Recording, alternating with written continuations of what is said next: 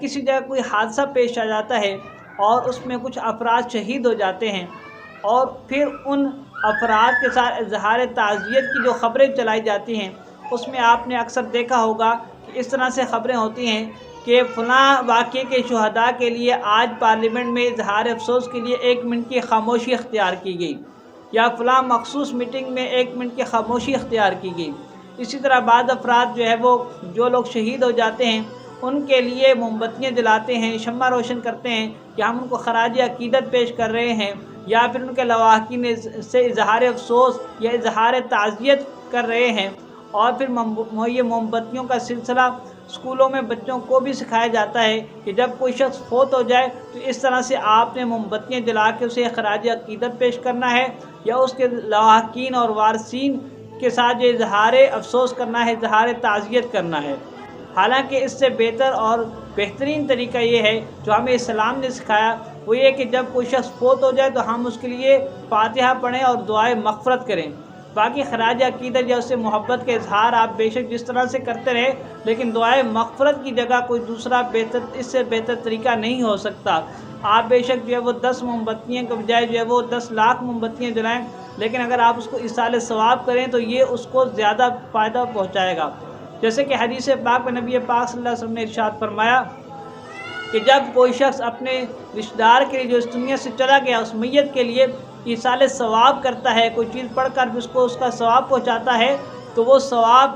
ایک نورانی تحفے کی صورت میں حضرت جبرائیل علیہ السلام اس قبر کے پاس لے کے جاتے ہیں، اور اس قبر کے کنارے کھڑے ہو کر اس مردے کو پکارتے ہیں کہ اے قبر والے، یہ جو تحفہ ہے یہ تمہارے گھر والوں نے بھیجا ہے۔ اور وہ شخص اس تحفے کو قبول کرتا ہے، اور اس کو تحفے کی وجہ سے اس کی قبر میں نور ہی نور ہو جاتا ہے، اور وہ شخص بے حد خوشی محسوس کرتا ہے۔ اور اس کے ساتھ جو قبر والے ہیں وہ اس بات پر غمگین ہو جاتے ہیں کہ کاش کوئی ہمیں بھی اس طرح سے تحفہ بھیجنے والا ہوتا، یعنی ان کے لیے ایصال ثواب کرنے والا ہوتا۔